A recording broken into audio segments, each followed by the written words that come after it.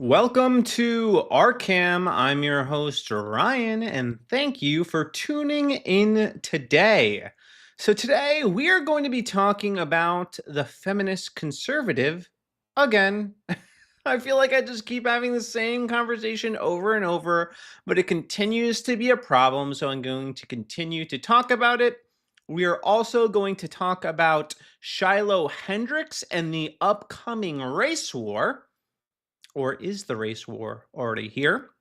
And we'll be talking about, The Last of Us and how many people are very surprised about the wokeness in the latest season, but I hate to break this to you. It's been woke and gay the entire time.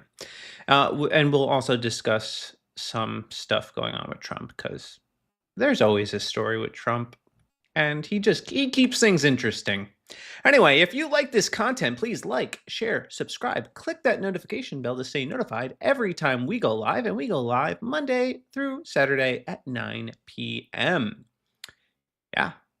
So if you don't like this, though, you'll be getting calls from Indians demanding your car's extended warranty be renewed. So I warned you. Anyway, don't make a joke that I'm Indian because I am definitely not Indian, but I do get it a lot. Actually, when I went to India, I felt like I was among my people, and I was tall there, so it was good. I was vibing. I was vibing. Everyone thought I was Indian. It was the only place in the world where I got called a beautiful man regularly. So I dig it. I liked India, and they liked me. So, um, but yeah, let's get into this today. So. You guys know, if you've watched this show, that I'm no fan of feminism and I'm no fan of conservative women masquerading as feminist. In fact, I would rather them outright just admit to being a feminist instead of kind of hiding behind the conservative label, cosplaying as a conservative when they're really just a feminist in disguise. And some of them are more brazen than others. Some of them are a little bit more subtle, so you can't quite pick up on it, but it comes out over time. You start paying attention to little things that they say, and then you're like, oh yeah, yep, okay. They are in fact a feminist, but there are some, like I said, that are brazen, and that's going to bring us to today's topic of conversation. We are going to be covering a viral video. I think it's got not like giga viral, but considerably viral. So it's about at 2 million views on X right now. And it's by Emily Saves America. And at first glance, you'd think, okay, she's MAGA. She wears the MAGA hat, and she's conservative, and you think that, but then you hear her open her mouth, and you're suddenly realize, oh no, she's not actually conservative at all. So let's bring up this first video. So this was brought to us by Sarah Stock. I'll read her stuff after I play the video to kind of, so that way you have the context going into the video. And let's give this a listen. Hate to call out my own party, but the young girls on the right promoting this like trad wife bullshit. I just want to make sourdough for my husband. That's great. I'm all for it. I promote traditional values. I understand. I have been working since I was very young. I don't really plan on stopping working. I suggest you find a hobby that makes you money. But you guys, guess what? Guess what, baby girl? That lifestyle working out, a man, a provider, you just get to sit at home, bake bread every day. Slim to none. I would say none that's going to work out for you, or quite literally anyone you know. You're actually setting yourself up for failure, because it could not be easier, if that's what you're going to pursue, to be trapped by a man. Okay? Also, let's bring some other things to the table besides sourdough. Guys want to be mentally stimulated as well as physical, okay? But I'm just like, please, you guys are too young to be promoting this. And also, by the way, it's cringe. You guys hate to call out my own party. You want to know what's cringe? Emily here. She's actually quite cringe. Very cringe, actually. Feminist conservatives are cringe. Okay, there's one. Guys like sourdough. We like the sourdough bread. Like that's actually pretty significant, okay? If you can make bread from scratch, that's impressive.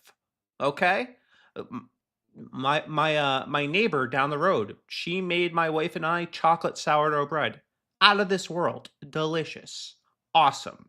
So that's something that I think, yeah, making sourdough bread for your husband is wonderful. That's a good thing. We should encourage that. We need more sourdough bread, okay? Now, what we don't need though is like, Isabella DeLuca, filming, her chest out making sourdough. We don't need that, okay? But we need real women making sourdough bread at home for their husbands and their neighbors because it's awesome.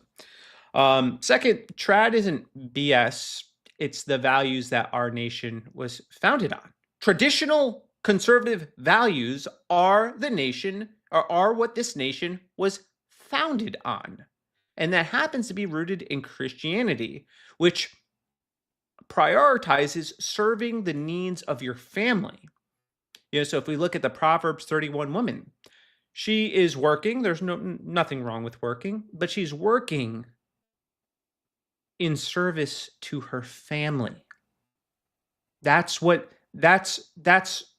why she's working. She's not working because she's afraid of being trapped by her husband. She's not working for a plan B in case things don't work out. She's working in service to her family. She's considering buying the field for her family. She's selling linen in the market for her family. That's traditional.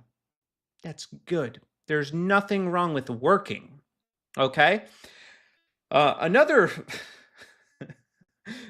thing is, finding a woman that would be willing to stay home to cook and take care of the home is slim to none, only because feminists like you prioritize women entering the workplace.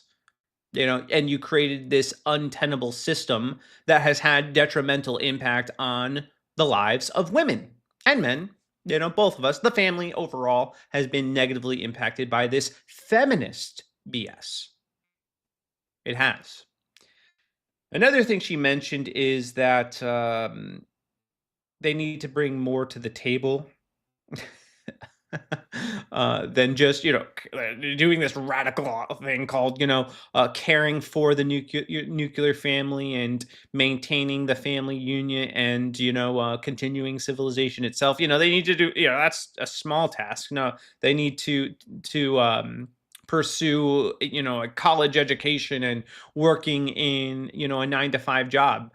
But my wife, actually, by the way, we're not fully, she's not fully at home yet. We're working toward that, but it's an admirable goal. And it's something that both she and I desire. And those times that we are home, she's very mentally stimulating. She is, and I know lots of actually full-time homemakers that are intellectual women.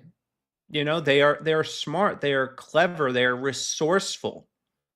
They know how to carry a conversation. They are sure of themselves. They are not infested with feminist dogma. They aren't. And I'm just really sick and tired of this whole brand of conservatism. It needs to go. It's ugly. It's obnoxious, and it doesn't do anything to build the movement. This Emily Saves America, Megyn Kelly, all these girl bosses. It's obnoxious. And again, I'm not saying I have an issue with them working. Okay, that's not the issue. It's them putting down the homemakers, putting down the women that are holding up civilization, supporting the nuclear family. That's the problem. That's the issue with this. If they had just said, I respect what the homemakers are doing, but I do just want ladies to know it's still cool to work. No one would have a problem with that. If you still want to work, you want to, pursue some of your passions, but it can't be before your family. All right. There's priorities. You can't put these things before your family. Like if my wife came up to me one day and she's like, Ryan, I want to knit, or I want to go to beauty school or something like that. I wouldn't have an issue with it if she wanted to find, a way to bring in extra money or something like that. But if it started impacting her ability to take care of the home, then I would have an issue with it. And I think that's where most people stand. But yeah, this whole discourse, man, just rubbed me the wrong way. This idea too that you're setting yourself up for failure and that you're trapped if you don't have a backup plan. It's just ridiculous. It's just ridiculous, and that is feminism. Tricking women, deceiving them into thinking they're trapped if they have the audacity to want to prioritize the needs of their own home. It's just obnoxious. Anyway, I want to read what Sarah Stock wrote, because she shared this, and I thought it was good. Not to pick on Emily Saves, because I've been seeing a lot of girls on the right counter signaling the trad stay-at-home mom lifestyle lately. But I think this messaging is ridiculous. Being a stay-at-home mom is not being trapped by a man. That's feminist BS. Totally agree. It's also not impossible to have multiple friends in their early 20s who are stay-at-home moms. Also, my mom was, and same with most of the people I grew up around. You also don't need to have a career to be mentally stimulate a man. I'm sure none of them care about that. Yeah, we actually really I don't. It's nice, to have a stimulating, deep conversation with my wife, but not necessary.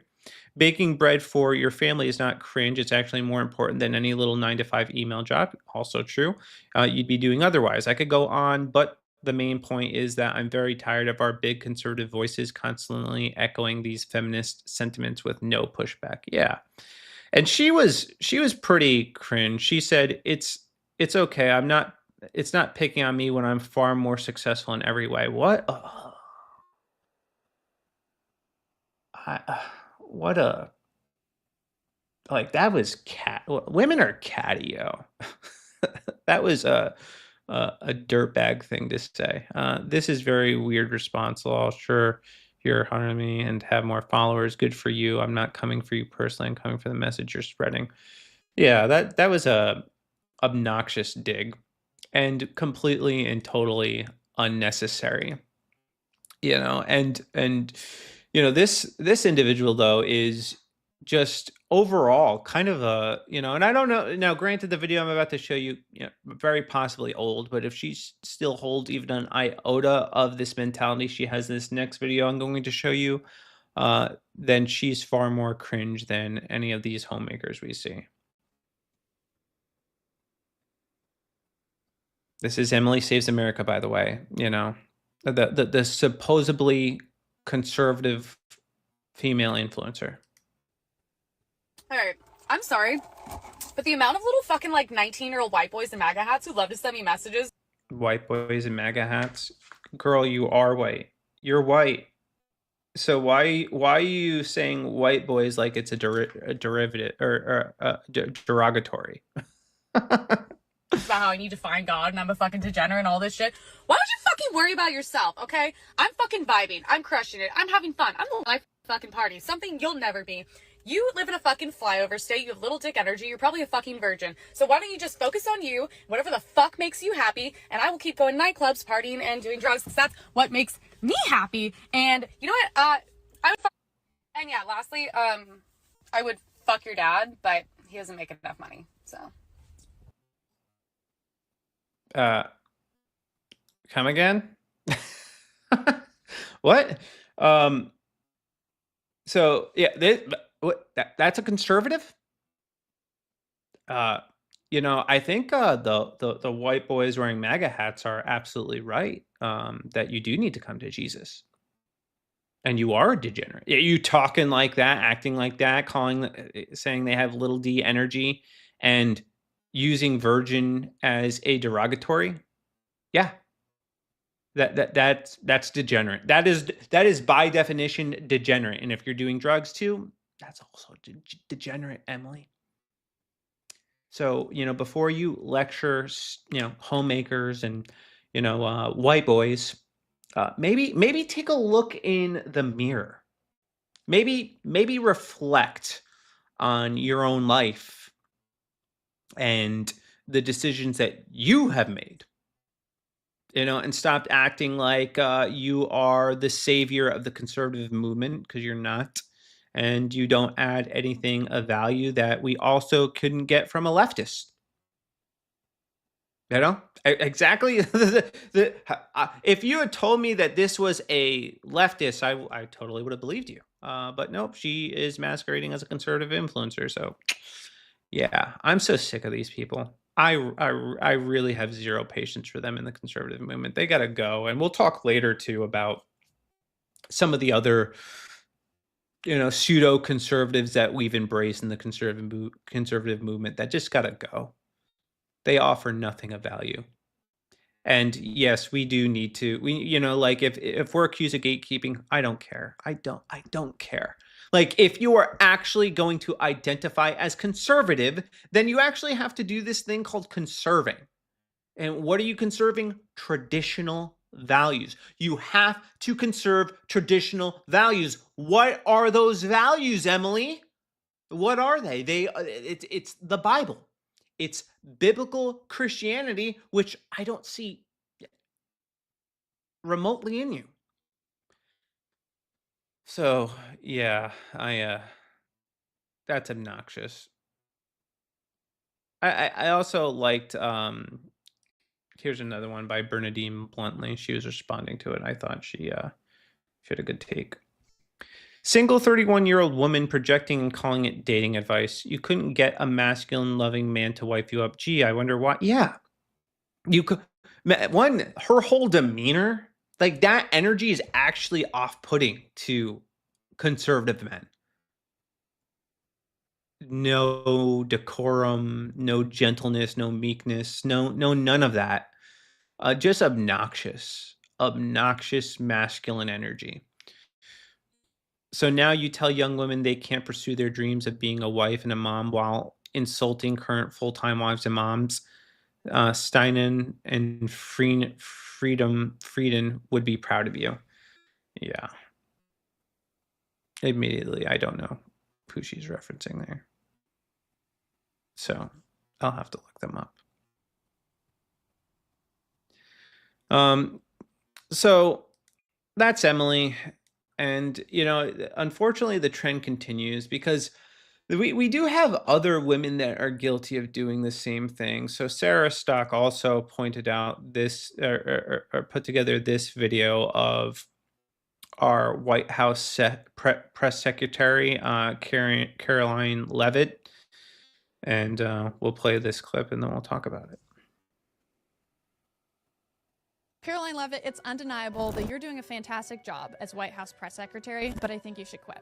There's nothing conservative about leaving your baby at home while you work a highly intensive, important, time-consuming role. Going back to work when your baby is 4 days old is a form of neglect. Babies, especially newborns, need their mothers. And the conservative movement needs to stop pushing this rebranded version of feminist ideology that says that women can do both, because they can't. Being a mother, especially a mother to newborns, is a full-time job. Everything in life comes with sacrifices and trade-offs, especially being a parent. What America needs right now is more present mothers. We have enough girl bosses already. Please just go take care of your child. Yeah. I don't even know how she could do that. How could you leave your newborn child? I mean, granted, it's, an incredible opportunity, but still, like, the priorities need to be straight, and, I just think if you're advocating for conservative values, this is a contradiction for you to leave your child at home while you pursue a full-time career in the White House. And there were other perfectly capable people of doing this job. So I agree with Sarah here. It's just obnoxious, and there's just more. So I got a couple of videos on this vein that I want to play for you. This is another one shared by Wrong Think Anna. So they always act like your life ends when you have kids. I don't have kids yet, but I'm sure it's a complete opposite. There's a couple things wrong with this video that I'll point out after we watch it. We started. Oh, I'll tell you all about it when I see you again. I'll tell you. When I see you again.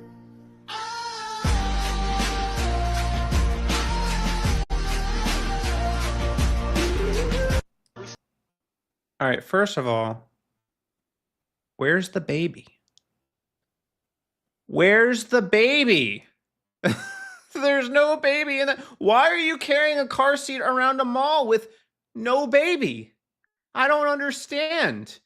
That doesn't make any sense to me. You know, like, I have a baby, all right? There's no reason to walk through a mall carrying an empty car seat. It's impractical. It makes no sense.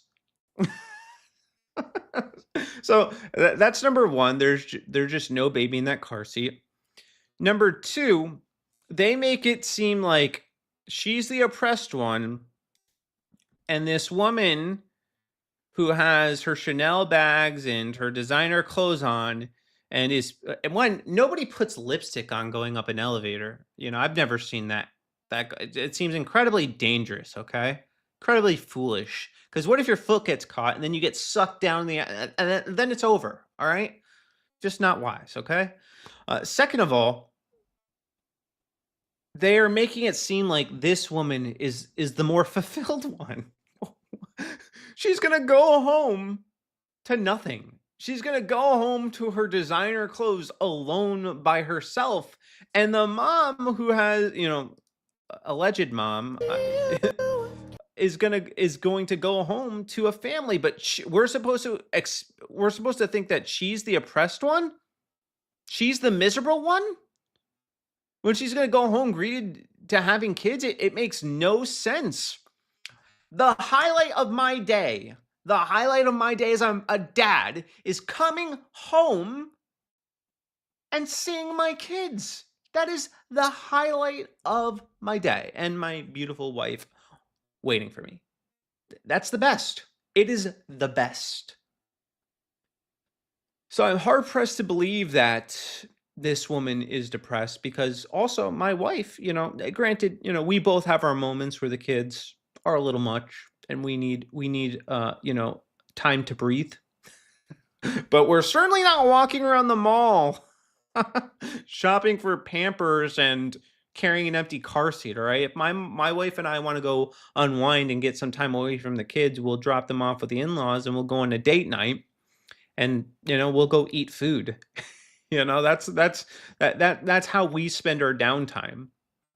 But we enjoy having kids. We love it. It's amazing. It's one of those things that makes our life infinitely better than any material item that we will ever have. And we have material items. They're great.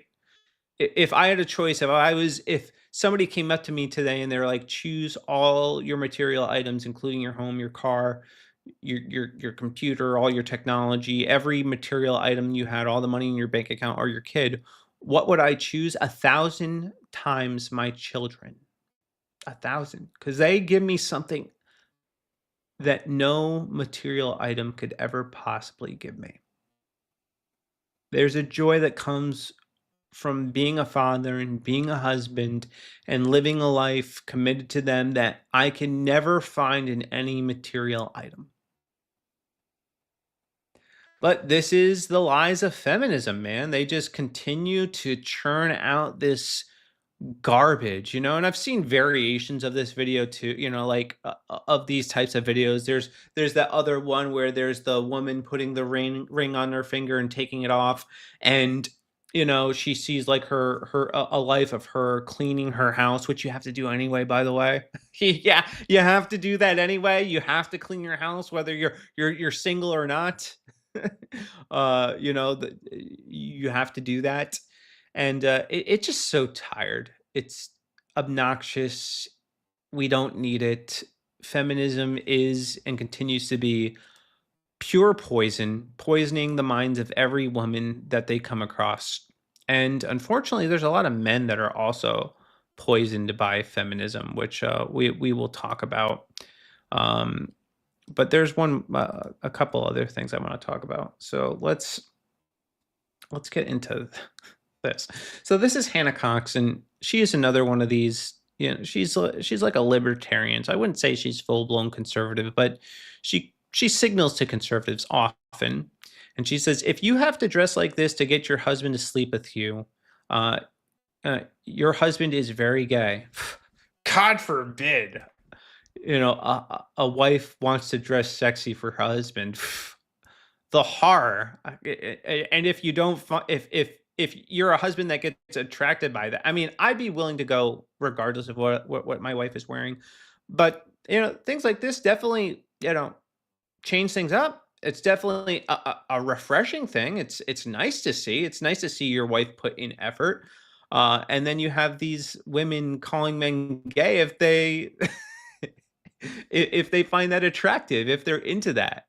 It's just stupid. It's just very, very stupid.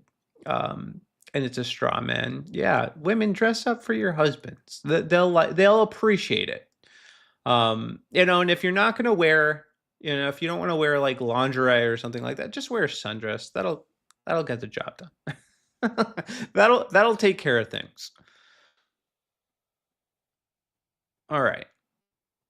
More feminist conservatives. This is just the theme right now, is feminist conservatives, because, you know, they're a plight on the conservative movement. This is Nancy Mace. Gosh, I'm sick of Nancy Mace. I love Jesus, but I cuss a little bit. Yes, Nancy, we know you do. You curse a lot, actually. And you admit that too. And it's not cute, Nancy. It's not cute. It's not funny. You know, the Bible tells us to tame our tongues. The Bible tells us to let no unwholesome talk or speech come out of our mouths. So I'm hard-pressed to think that you do love Jesus, Nancy, especially because you also, you know, have voted in favor of gay, quote-unquote, marriage 2 times. And you openly admitted that. You're very proud of that. You wanted the gay guy that you were harassing in the store to know that you voted in support of gay marriage. Totally unsolicited, by the way. And, you know, oh, you also bragged about, you know, having premarital sex at a prayer breakfast. So I'm just not convinced you love Jesus. I'm just not. I'm not seeing it. You know, I'm not seeing it other than it being just a slogan that you like to throw around to appeal to the most brain dead conservatives in your state, you know, that don't, you know, that only pay attention to when you're talking about trans issues, but don't actually pay attention to how you vote. But I do. And I'm sick of you. I'm sick of Nancy Mace, man. I don't like her. I don't like her at all. All right. Next topic. All right. We're going to talk a little bit about Shilo Hendrix. I mean, probably everybody has heard about her already, but for those of you who are unfamiliar, this is the woman who has actually been made famous because she used the N-word, and she said this particularly to a small child. So allegedly he's 5. I don't think we've got any official confirmation on his age yet, but I'll play the video and then we'll kind of get into some of the commentary surrounding this. All right. Call him a nigger, the child? The fuck you talking Did you about? call the child the nigger word? None of your fucking business. It is my own business. You call him a nigger? Okay, why don't you have the balls to say it right now again? Fuck you, nigger. Okay. Nigger. All right, that's what you say. You'll go digging through people's shit, you dumb fuck. Nobody dig into your shit. A little fucking kid just did, you dumb That idiot. little kid, you call him a nigger? Yeah. The little child? What if he acts like one, he's gonna Are you about to hit him? You chase him here? He took my son's stuff. So that gives you the right to call the child, 5-year-old, a nigger, the N-word. if that's what he's gonna act That's like. what you're gonna call him. That's what he's gonna act like. You know, that's a hate speech. And you can be recorded for that. I don't give a shit. Huh. Fuck off. Okay, we'll see about that, what the internet has to say about you. So I'm not convinced this kid is actually 5 years old. I'm not saying it's right that she called him the N-word. It's definitely not. So I want to lead with that. All right. Her calling a child, whether he's 5 or 9, the N-word, even if he was rifling through her bag, and trying to steal something, not okay, not cool, not good at all, actually. Pretty disgusting, and actually, dare I say, racist behavior. All right. So I don't want to mince words here that, yes, this woman is in fact demonstrating racism. Hands down, there's no disputing it. That's racist behavior. I think it's safe to say that it's racist behavior.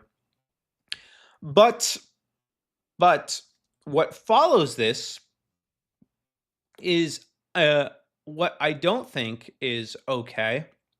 And it was this systematic attempt by this guy too, who, by the way, is like an alleged sexual predator. So, why is he at a kid's park anyway?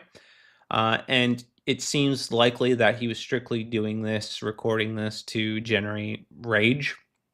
But what I don't agree with is trying to destroy her life over it. Like trying to, kill her and, threaten harm, trying to harm her over her saying a word. Now, I get that she is not free from the consequences of her action, but I still don't think a word warrants death threats. It could hurt your feelings, all right? It could make you upset, but I don't think it warrants death threats. I don't think it warrants destroying somebody's life over saying a bad word. I just, people say bad words all the time. We've heard a ton of them in this stream, and I do apologize for that. But we've heard a ton of them in this stream. I don't think anybody should have their lives destroyed over saying bad words.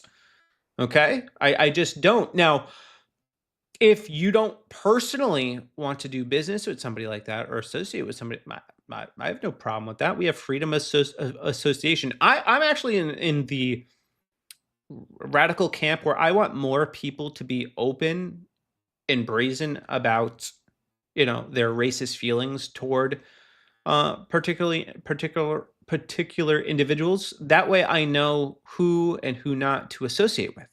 I don't want to be friends with somebody like that, that hates somebody or despises somebody for the color of their skin. And this goes both ways, by the way. Like the black people that make everything about race and call you, a white boy or cracker or something, or Uncle Tom. I don't want anything to do with those people either. They're just as abhorrent to me. They are. They just are. So I don't like racism in any form at all, because I just think it's stupid to hate people for the color of their skin. It's actually one of the dumbest forms of hatred in existence, I think. Your skin is black, I don't like you. Your skin is white, you're bad. Stupid. So she does this. Obviously, it goes viral. She gets death threats, and a GoFundMe is started for her, which is really crazy because her Give Send Go is started, and she has amassed $700,000. $723,000. That is crazy. So she writes, "My name is Shilo, and I have been put in a very dire situation. I recently had a kid steal my 18-month-old son's diaper bag at a park. I called the kid out for what he was." Yeah, and that's the part I disagree with. Too, as an adult, like, you're an adult. When kids do stupid things all the time, I'm not justifying stealing, okay? But kids do stupid things. And, like, you tell him obviously not to do that, but you don't have to be using slurs against the kid. And, you has to speak to his parents. And hopefully they correct it. If not, that's on them. You never have to see him again.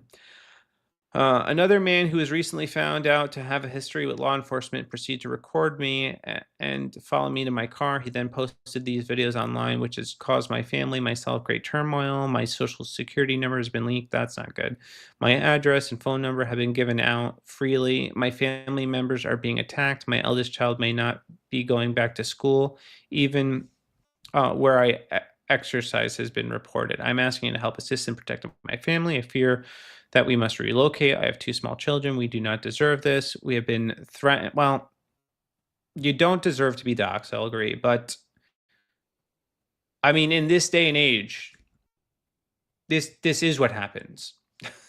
Maybe not anymore, though. Maybe the tides will turn there after, you know, like you can say that and then raise $700, $1,000. We've been threatened by the extreme by the people online. Anything will help. We cannot and will not live in fear. Now, people have been reacting to this in a variety of ways, and I want to play 2 videos. Well, one, you have people like Isabel Moody celebrating this, calling her a queen. I don't think so. I don't think actually being racist helps stop racism. Yeah, I don't think that. And I don't think, she's, be one, like if she were using the word and just referring to it, I remember a lot of people were getting on Biden's case because he used the N-word when describing a situation that happened a long time ago, and they were using it to say that he was racist, but he wasn't. He was just quoting it.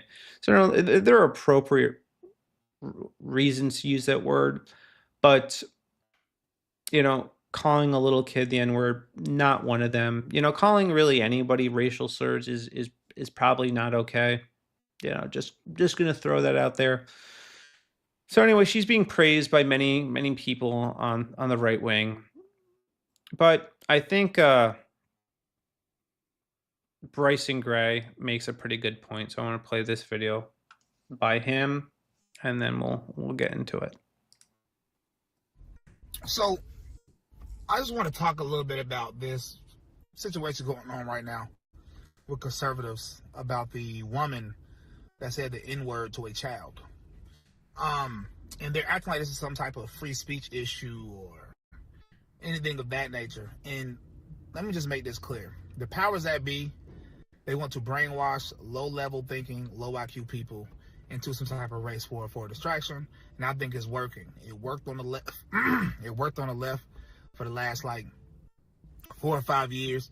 And conservatives were kind of fighting back against it. And now conservatives have just went full in, engaging in this race war on the side of, I guess, what they claim to be white people. So I don't think the race war is starting. I think the race war has clearly already started, at least on social media. Now, I'm in Nashville right now, and I was just with a bunch of white people, and nobody cared about this nonsense y'all talking about. But it seems to be going on because I think we have lost sight of what just happened. And this is why I say a lot of y'all are evil people. And I am literally unfollowing every person who condones this. Especially if you claim to be some influencer, especially if you claim to be a Christian, because you are evil. Let's just talk about what happened. Do any of y'all have children, siblings, nieces, nephews? I'm not even talking about a kid with autism. Have you ever been in an airport? When you have children in public, sometimes they might touch somebody else's stuff. And this is a moment where you teach them that they shouldn't be touching other people's stuff. Yeah. But it's a child. It's a child, no matter the race. I've been around all races of children. And at first I thought that the child went through her purse, but now I found out the fact is the child simply went through her diaper bag. No, I don't think it really matters whether he went through her purse or a diaper bag. He shouldn't be going through her stuff, period. But that's neither here nor there. He's making a good point. What's the worst? He can steal out of a diaper bag. And all you have to do is say, hey, don't touch that. That's mine. and take the bag away. This is like a very simple thing. Not only that, when you add in the extra layer, this was a kid with autism. So now we're talking about a kid that's already a child that's going to do childish things. Now we're talking about a kid with autism. I don't know if this kid actually does have autism. You know, that's what the guy recording said, but I don't know. I don't know that much about him actually, other than what we get from the people involved in the video. You don't really get that much details about the kid. And y'all think it's right for her to call this kid the N-word. Now, for y'all people with children, if you have a lot of children, you take your kids out, because I've been with a lot of conservatives and a lot of children, and kids, they roam around. What if another person called your child a name? A B-I-T-C-H, or a cracker, or any derogatory, or a whore, simply because they just touched something of theirs? What would you do if that was done to your child?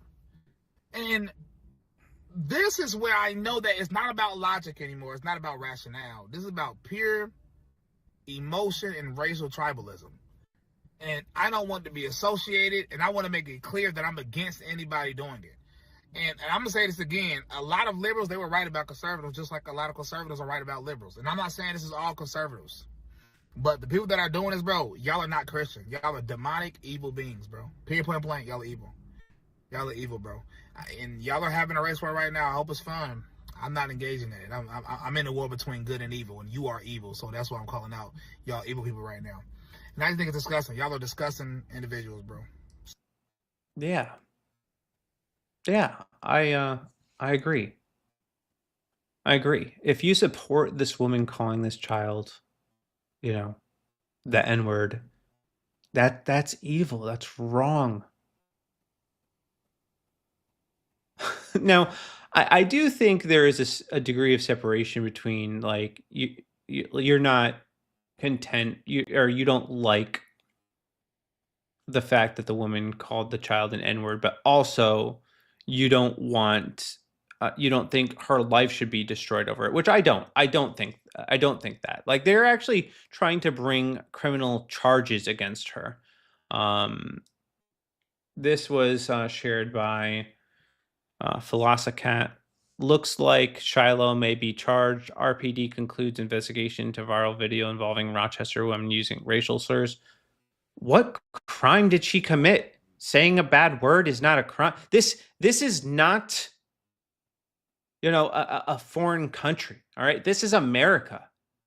We do have the freedom to speech, and sometimes that speech is ugly, but people have the right to say it without being thrown in prison for it. So that's a little unsettling. And I also want to play Matt Walsh's response to this video, because this has gotten a lot of traction, and I do think it warrants a conversation about it. All right.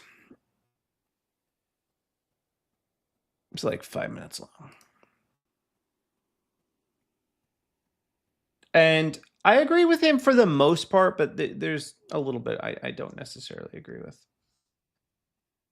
The mob that tried unsuccessfully to cancel Shilo Hendrix was far, far more outraged over Shilo saying the N-word than they were over Carmelo Anthony stabbing somebody to death. Indeed, many of them actively supported Carmelo Anthony murdering Austin Metcalf. They rewarded him financially for it. And this is... Yeah, that's wrong. Yeah, I thought it was wrong to support send a murderer, somebody that stabs someone in the chest with a knife. I thought that was wrong to donate to that campaign, and I thought that was insane. That those same people are now upset over someone they don't like that said a bad word, getting donations. This is all part of the preposterous racial double standard that has defined American culture for generations now. It is a double standard that declares it a greater crime for a white person to say a word than for a black person to kill a white person. In fact, killing a white person could even be a just punishment for saying that word, according to these standards. The rules surrounding this word, the moral weight granted to it, the arbitrary guidelines drawn around it, it's all nonsense. It's all indefensible on both moral and intellectual grounds. People are fed up with it. That's what you're seeing in this story. People are just fed up with it. Now, that child, if he's like the average black child in this country, did not hear the N-word for the first time from a white woman at the park last week. Okay? He's no doubt heard it thousands of times. He likely hears it every day. He probably hears it in his own home. Are we supposed to believe that he's heard the word 1,000 times, but it's time 1,001 that really traumatized him? I mean, the idea that the word is a common greeting for one race, but unspeakably evil if uttered by a different race, is laughably ridiculous. That is a great double standard, by the way. You know, like if the word is so offensive, then you yourself should not be using it. Point blank. Like, there are a lot of words that I consider offensive, and because I consider them offensive, I don't use them. I don't use them in my day-to-day speech. I just flat out don't. So yeah, there's definitely a double standard there. I could definitely see that. The idea that one race can say the word 10,000 times a day and the other race cannot speak the syllables under any circumstance, even if they're just repeating what someone else said or singing along to a rap song, that idea, again, is totally indefensible, which is why no one has ever tried to defend it. Instead, it's just yet another, racial rule of the road that we're supposed to follow without ever asking any questions about it or expecting anyone to explain it or justify it. People are sick of that. It's just that simple. They are sick of it. Now, it is simple. If it's wrong to say the word, then it's wrong for anyone to say it. If black people want white people to not say the word, then they need to not say it. If you say it, everyone else can say it. Point blank, it's that simple. That's how life works. Deal with it. No, you can't do that. You can't say, well, no, we can do this thing, but you can't. Doesn't work that way. Yeah, rules for thee, but not for me doesn't work, because it makes you look like a hypocrite, and nobody likes following arbitrary rules, Like, if it's okay for you, then yes, it should be okay for everybody. And if it's not okay for, a specific group of people, then it should be okay for anybody. It's the same thing with the braids nonsense. They have this stupid double standard with braids where only, black people are allowed to wear braids, but white women can't. And that's obnoxious to me. It's stupid. It does not work that way. Well, it did work that way for a long time.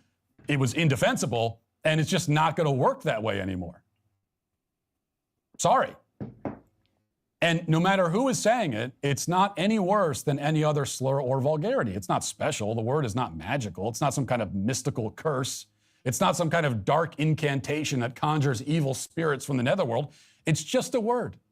It's a vulgar word. It's a rude word. It's a word that I believe polite people shouldn't say for the same reason they shouldn't use any other vulgarity. I'm using N-word right now instead of saying the actual word for the same reason that I would say F-word or C-word instead of those actual words. Those are vulgar words, but that's all. The reflexive, indefensible, capricious, vacillating racial double standards are over. People are fed up with them. They are fed up with the game, and they don't want to play it anymore. And that's all that this word has become. That's all that our quote-unquote race relations have become. A game. A game with arbitrary rules and incredibly excessive punishments for anyone who breaks them. It's like the societal equivalent of a child, trying to walk on the sidewalk without stepping on a crack. Eventually, the kid gets bored with it, starts walking normally again, because it turns out that if you step on a crack, you're not really going to break your mother's back. The rules are fake. And eventually, people get tired of following them. Telling white people, and white people only, that they can't combine two specific syllables under any circumstance, it's like telling them they can't touch their head unless someone says Simon Says. Okay? They're not going to play the game forever. White guilt is the fuel that keeps all this going. White guilt is what convinces white people to follow arbitrary rules that make no sense, to tolerate, even defend a system that's rigged against them with blatant double standards. It's what's compelled white people to acquiesce to a culture that says that, every race can and should defend and root for their own, but white people, and white people only, should not be conscious of their race at all. None of it is fair or morally coherent. And the Carmelo Anthony case, where a black teen raked in $500,000 as a reward for stabbing a white kid to death, was, for a lot of people, the final straw. The final straw of many, many straws. It is no surprise that the Shilo Hendrix case comes on the heels of that. A lot of people online are fretting that this is the beginning of some kind of race war. But I don't think it's a race war, and it's certainly not the beginning. I mean, there's been a war waged on whiteness for a long time in this country. So this cannot be the beginning of anything. But it may be the end of something. The end of racial double standards. The end of cancel culture. This is an ugly story in a lot of ways. But if history has shown us anything, it's that ugly things die ugly deaths. Yeah, I agree with him for the most part. Now, he does in another video or another segment, he basically makes the argument that he's glad that she received the funding and raised the money that she made because it marks the end of cancel culture.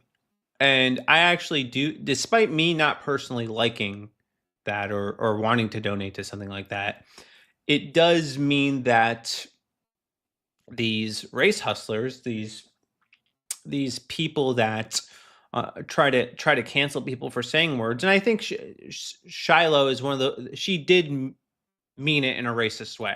There's just no way around that. But I do think it means the end for people that are just rapping the lyrics in a song getting canceled because they could now be made to be millionaires overnight because of it. And I think that actually does disincentivize this need for Black Americans to scout people over this. And I actually don't think I don't agree with it, but I don't even think this should be like a global story. It was a spat between a couple of people and it should stay a couple of people. And if that woman's racist, then the individuals that she was around, just stay away from her. You don't really have to take it much further than that. If somebody out in the wilds, calls me a slur, I'm not going to pull my phone out, try to destroy their lives. I'm just going to shrug. All right, whatever. You're a racist piece of crap. All right. I'm just not going to associate with you. That's it. That's going to be the consequence. If I see you calling somebody a kid a derogatory term, I'm going to say, what the hell's wrong with you? Get the hell out of here. Leave the kid alone. And then walk the kid to their parent or something like that. I'm not going to record. I'm not going to make a skeptical out of the whole thing. I'm just not going to do that. I'll call the adult out. I'm not going to blast them online. I'm not going to call their job. As a bad word, I don't like it. And I'm just going to keep it moving. If they attempted to physically harm the kid or do something, actually violent, yeah, that's a different story. Okay. But just a word does not warrant all of this. It doesn't, and honestly, it should have been handled between, this woman and the kid's parents. But yeah, I agree that the race war is here and that there are constantly people drumming up racial outrage. I was going to bring up something with James Lindsay, but what he wrote is long, and I just don't feel like reading all of it because, one, I don't like James Lindsay. I think he's obnoxious, but he's coined this term the woke right, and he is, one of these people that's wagging their fingers at Walsh for stating, his opinion. And I think we're seeing this emergence on the right wing of these people that are really just like leftists masquerading as right wingers, trying to demonize, quote unquote, the far right. And I think that's a problem. Let's see here. Give me 1 second. Let me pull. I'm just gonna not play all these.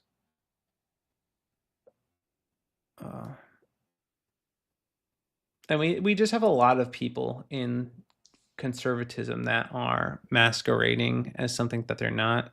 I wanted to play another clip from Matt Walsh's Tucker Carlson interview because I do think it's relevant of a problem that we have on the right wing or the right.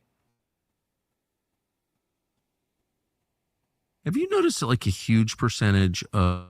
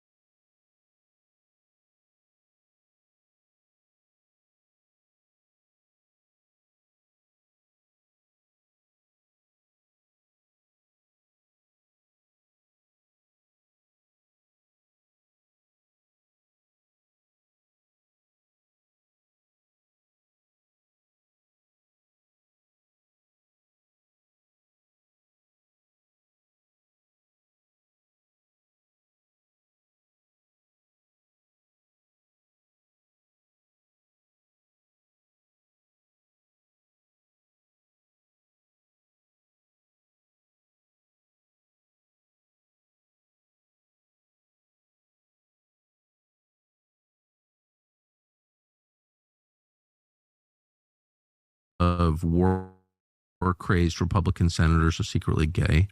What is that? Are they? Yeah. Like, what is that? What is the connection between... Which are the ones that are secretly gay? I don't know. The ones who are secret about it.